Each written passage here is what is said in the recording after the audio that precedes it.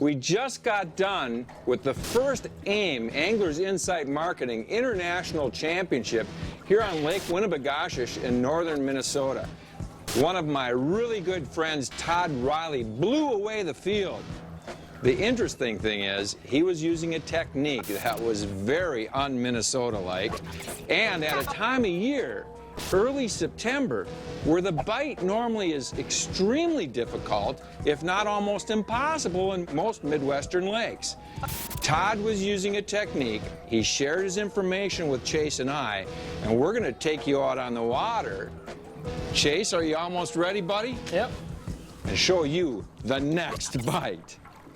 Continuously striving to use the behavioral and technical aspects of walleye angling to their highest advantage is the most dominant trait, next to sportsmanship, that the true best of the best of professional tournament anglers have in common. And whether that is thinking outside of the shorelines and breaking a pattern, or developing a better tool to catch fish, if we were able to take a sneak peek into the mind of a pro walleye angler, Got him! it might look a little something like this. So as you can see, it takes a sound objective sensibility, some instinct, and also a brazen willingness to sometimes abandon the status quo in order to stay at the forefront of the competitive side of the sport. Yep, you got one. Yep. Ooh. Oh, he let go. Appropriately, it is a combination of all of these elements that have set the stage for what makes this September Lake Winnibigoshish walleye spinner bite so unique. You got it. You got him? It's a good fish. Yep. Awesome. Yeah, he's there. Oh, that's a good fish, Is it? too. Put her neutral? Yeah, probably. This is a You big don't fish. have much line on. 10. You only have 10 feet long and get the Yeah. right away. I got him come back twice. That's cool. This is a big fish. A lot of people don't know that little trick. Most people would just have said, oh, awesome. Yeah. Yeah, this baby's staying straight down, Dad. Yep. And he's about right here. You probably can almost see him, can't you? Yep. Almost. Get him off the side. Oh, yeah, he's a good one. No!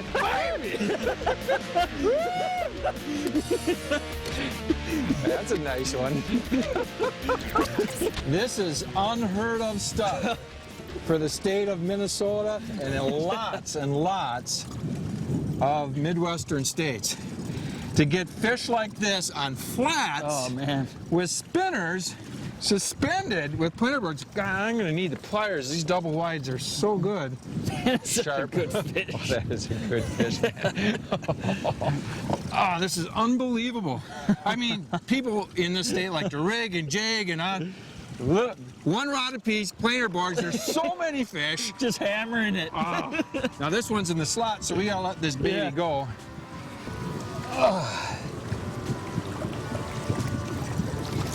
Ah, there it goes. Oh, I'll tell you what, these AIM anglers, you know, Riley's a great example. He's one of those stud fishermen. I'd like to say we break every pattern, but man, you got to give credit where credit is due.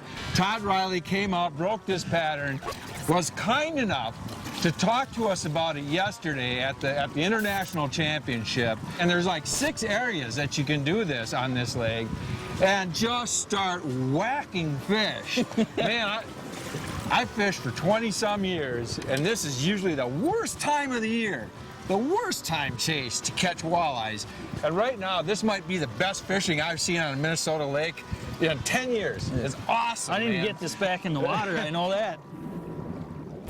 When you hear of catching walleyes in northern Minnesota, most people think of rigging on mud flats with leeches, crawlers, creek chubs, or fishing on weed edges, fishing through the weeds.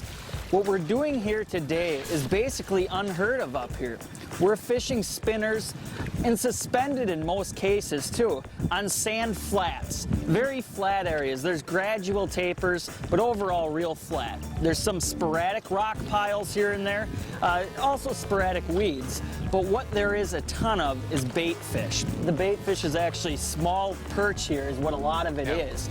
And when it's real calm out, there's so much of it, you can actually see it just below the surface. So that bait's high in the water column, it's low in the water column, and that's bringing all these walleyes in here. So what we've done is we're actually staggering our spinner setups in the water column, trying to get the right depths. We've caught walleyes 4 feet under the surface all the way close to the bottom as well. So when you're going to bodies of water like this, Lake Winnibigoshish we're on, don't just say, oh, most people rig up here. That's where the walleyes are gonna be. Be open-minded. Suspended fish can be in any body of water. So if there's a lot of bait, many times those walleyes are gonna be right there too. While Gary and Chase Parsons may owe the roots of their open water pattern to fellow aim angler and 2009 tournament champion Todd Riley, a big addition to locking up this many bites, especially in these windy conditions using spinners, has been a little something that Gary has been developing for quite a few years now. Oh, that's good fish, Chase. Double-wided. That's what I like about these hooks right here, buddy. Look at how that hook drove right through its mouth. There is no hesitation. Being light wire, they've got great action. And when they commit, you get them. We're talking about kind of a different technique for, a Midwestern lake in the fall. What we're also going to do is explain kind of an upgraded effect to the spinners. We've done a lot of shows with spinner fishing, but what we're doing today is finalizing a prototype hook for Mustad. In fact, it'll be available by the time you see this show. You might remember a couple of years ago where Chase and I worked on a hook called the Slow Death. It was a technique that was developed in South Dakota. Chase and I played around with bending a hook that would make it work well. This is kind of the same situation. I started hand bending and playing with hooks when I was rig fishing and spinner fishing. And for the last couple of years in competition, I've used hand bent hooks for my spinner rigs. Well, Mustad said, hey, why don't you try to make a hook like that for us? We've gone through a number of prototypes. This is pretty much the final version right here. It's called the double wide hook. It's pretty cool. In my hand, I've got a conventional number 2 hook that you would basically tie spinners with, and then the new hook. The differences are that the double wide has a wider hook gap. The other thing that this hook has is a slightly shorter hook shank and a little bit lighter wire, only the wire's tempered so it's strong and it won't bend out on you. That extra wide gap, in the world of walleyes, wide gap means more fish. I like working with companies like Mustad that listen to the fishermen, and because of that, they come out with products that help you catch more fish, just like this new double wide. Here we go. You got one? Yep. Is he still there? I got Good it. one? Yep. It's got the board a little past vertical. I think it's pretty good. I'll get the net then.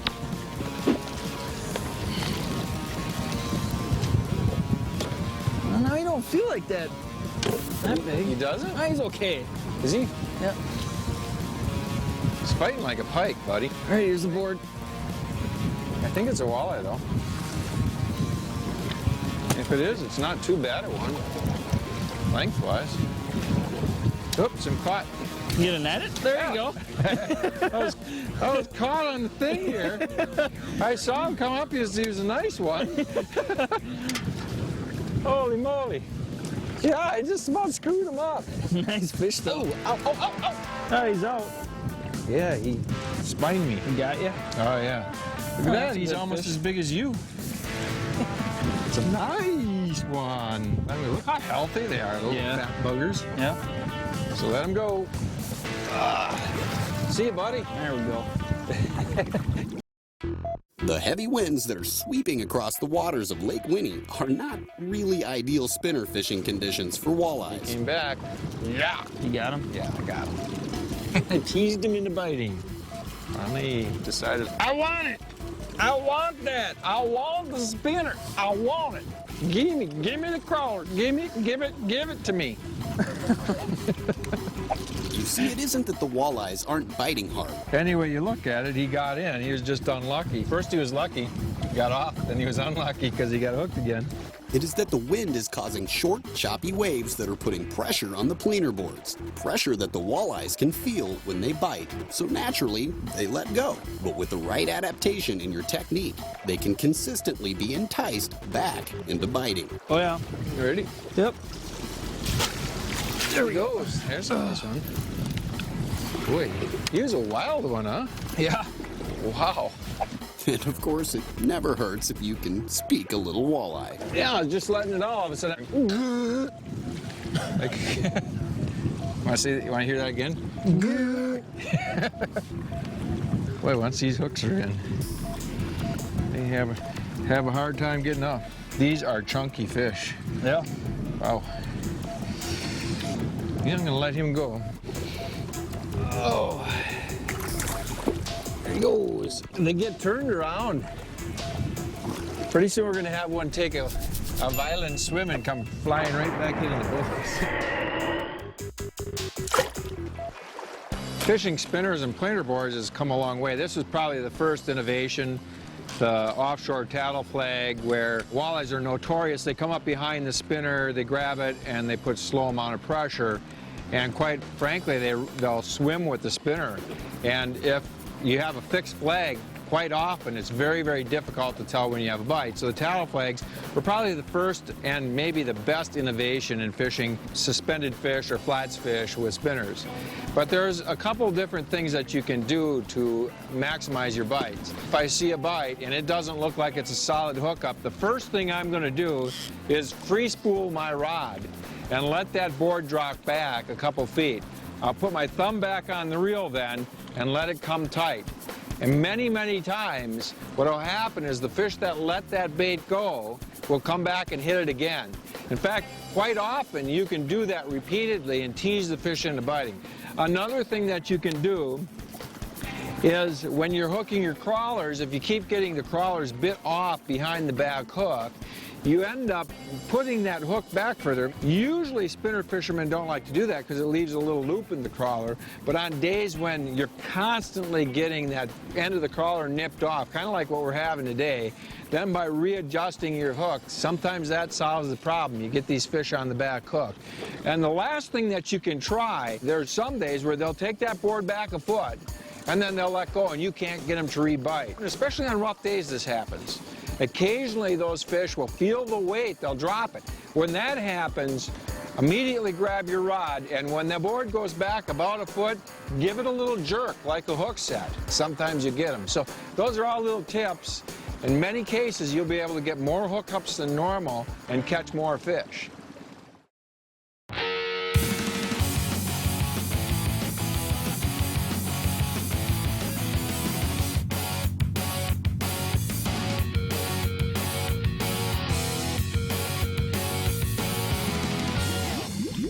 Hot topics, leading edge gear, techniques, and information to make you #1 on the water. Brought to you by Mercury. So Steve, I'm out on the tournament trail all the time and I see a lot of different engines, and I get the questions all the time, what's the difference between a Pro XS Optimax and a regular Optimax? That's a really good question, Keith. A lot of people ask it. Basically, what the Pro XS means, when you buy an engine that says Pro XS on the side of it, you're going to get more top speed and you're going to get better, quicker acceleration, faster hole shot and planing, and punchier response all through the mid-range of the power band. So when you're looking at the performance of this, is inside the engine, is there stuff different in there, or how do they get that extra performance? Yep. The Pro XS actually uses a little bit of a step up in certain componentry over a standard Optimax. We use carbon fiber reeds to help it breathe a little bit better. Cool. We use special exhaust tutors, better calibrations. We help it breathe better with different intake attenuators and all kinds of neat little tricks. So like they're that. both great engines. It's just that this one goes a step further to give you that little bit extra performance. And like I said, I've seen a lot of them out on the tournament trail, but now they're actually coming down in the horsepower range too. Absolutely, and we really kind of brought that whole Pro XS brand promise of extra performance down to a level for that angler that wants to have a tournament boat level of performance, right, but not quite with that big budget price tag that goes with the 250 horsepower powered rigs. So if you want more performance, Optimax to Pro XS, just a little bit of step up, but a lot more performance. Absolutely. Gary and Chase Parsons have had a great post-aim championship day of fishing for suspended walleyes on Lake Winnie, running spinners with crawler harnesses and new Mustad double-wide hooks in about 12 to 14 feet of water. They have been able to target walleye marks in or around clouds of bait fish on the sonar, most of which have been suspended 6 to 7 feet down in the water column. I'm going to move this out of the way here, find a little bit like a northern. Yeah. So he's either a northern or a nice walleye that's big. It's a waller that's Big one. Yeah. I would treat this one as a walleye. Well, I think you need to. All right. Chase, I think it's a walleye. Oh, Oh yeah, it's a walleye. yep. Okay. It's a big Yeah, one. man. Yeah, Yes. Wow. And he's off, too. Yeah. Wow. That's a Holy. fish. There's a fish. There's a nice one.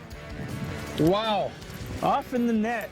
Oh, yeah. There's a fish. Oh. Healthy, too. Wow. This is what it's all about. September, when you're not supposed to catch much unless you're on a river system with a lot of current flow, come to a lake like this, we have been just pile driving fish. Yeah. One after the next, and all of a sudden, boom, you get a nice one like this. Here you go, It's a buddy. good fish. You got him. Release All him. right. As the sun sets, the short, choppy waves are finally costing Gary and Chase too many potentially big fish on the spinners. So the decision to counteract the wind is made by switching things up using Berkeley flicker shads. That's a nice one. Yeah. Yep. Whoa. Hey, that was a good call with the crankbaits. What? How many That have we? is a good fish. I'll tell you what, we've only been fishing these cranks, these flicker shads, what, 5-10 minutes, and we've got 4 or 5 fish already. Yeah. Just to bug me all day long watching these big hooks and getting only a few. We're running out of crawlers. At the last minute, we said, let's try the cranks just before we leave. It's just been pandemonium. We've had a double, catching a couple big northerns, 3 or 4 walleyes, and we have not honestly been fishing these more than 10 minutes. So once again, the flicker shads, there's something about that bait, but flats fish, crankbaits, spinners, that's the way you catch fish on a Minnesota lake. There he goes. But we're actually pulling suspenders, suspended in a lot of cases. Suspenders? He said we're actually pulling suspenders. Suspenders? Are you gonna catch that fish, or are you gonna keep eating Fritos? I'd be shocked if I don't catch it. You didn't get them, did you? If I'd have known you were gonna wear the same sunglasses as me today, I'd have wore a different pair. You know, I come in your boat and fish, and you give me all the small blades, give me the rotten crawlers, the ones that are dinky. You know, you took second in Angler of the Year. You beat me fair and square. You don't have to cheat. The Next Bite would like to thank the Four Seasons Resort on Lake Winnibigoshish. The Four Seasons Resort features an on-site RV park, marina, heated pool, and new cabins. For reservations or to take a virtual tour, please visit fishingwinnie.com or call 218-665-2231.